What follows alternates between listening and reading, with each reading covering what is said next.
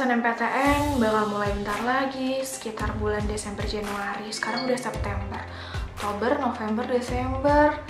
Aduh, 3 bulan lagi. Tapi belum siap apa-apa, belum tahu kayak gimana SNMPTN itu. Tonton video ini sampai akhir ya. Aku bakal sharing tentang cara memaksimalkan peluang lolos SNMPTN di tahun 2022. So, enjoy the video. Hai, balik lagi bareng aku, Reta Pramesti. Sesuai tadi yang aku bicarakan di awal, bahwa hari ini aku bakal sharing tentang gimana sih cara memaksimalkan peluang lolos di SNMPTN 2022. Walau kita tahu ya, bahwa setiap jalur masuk kampus itu ya pasti ada yang lolos dan gagal gitu ya. Tapi kan apa salahnya kita untuk berusaha dan terus berusaha dulu dari satu jalur ke jalur lain. Jadi ibaratnya jangan langsung loncat gitu.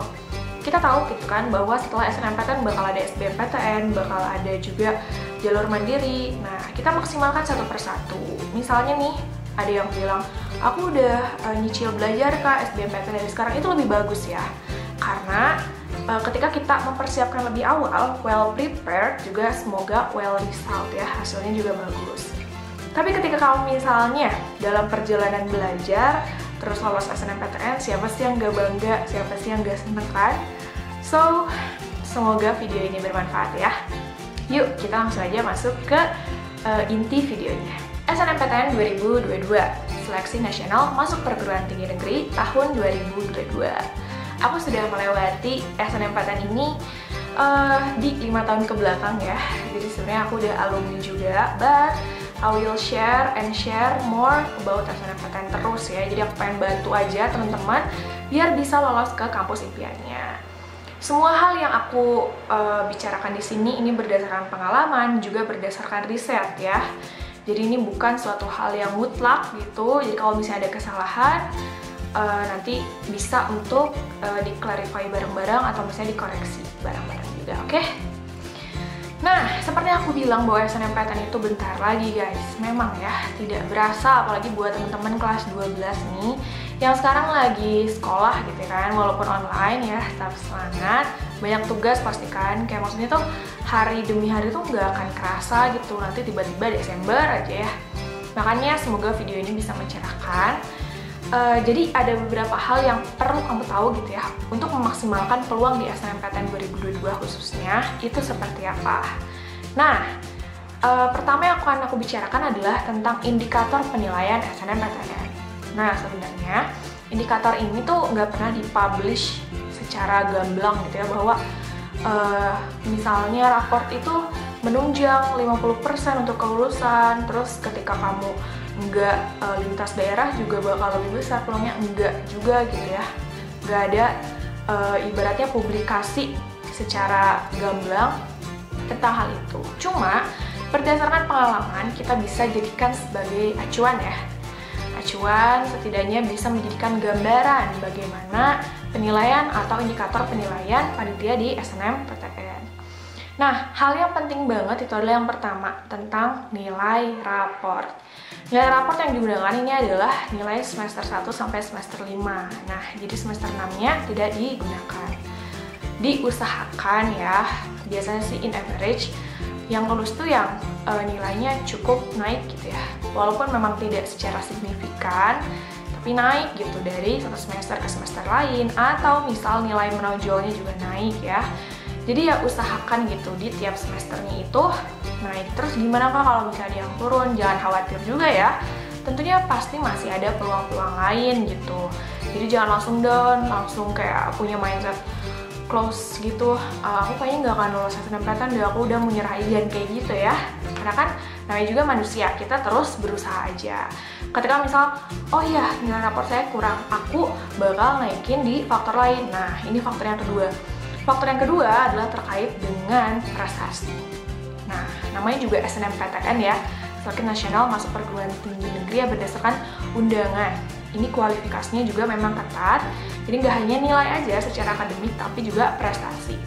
Nah, prestasi juga akademik dan non-akademik. Jadi, pertimbangkan gitu bahwa semua sertifikat yang kamu miliki, nanti kamu pilih 3 terbaik aja ya. 3 terbaik, nanti bisa kamu upload di web SNMPTN-nya. Cara nguploadnya gimana? Nanti ya bakal ada tutor-tutornya Semoga sih nggak akan jauh beda gitu ya dengan SNMPTN di tahun-tahun kebelakang. Kamu bisa cek aja di video-video YouTube yang sudah tersebar, oke? Jadi tadi itu pertama nilai raport, yang kedua adalah prestasi. Yang ketiga ini yang gak kalah penting adalah indeks sekolah. Sekolah ini bisa meliputi seperti top 1000 PTN yang kemarin dirilis oleh AltaMPT.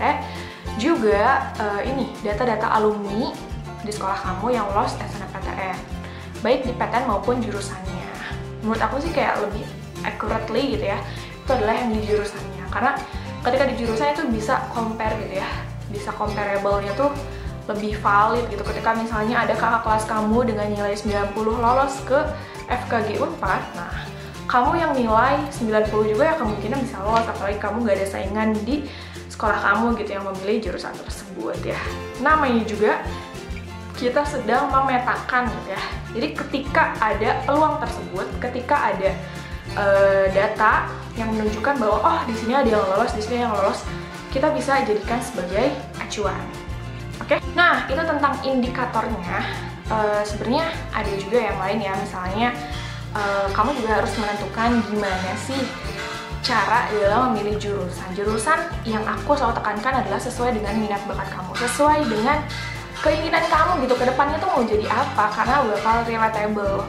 Walaupun memang sebagian besar juga ada gitu ya yang karirnya tuh nggak sesuai sama jurusan, tapi kan ketika kita bisa berkarir sesuai dengan objek ilmu yang kita pelajari 4 tahun, itu kan akan membuat lebih mendalami gitu kan ya. Tapi itu dikembalikan lagi dengan masa depan teman-teman. Nah selanjutnya, ketika indikator kamu udah tahu gitu ya, kamu bakal milih jurusan ini di PTN ini, oh ya tentuin 2 ya.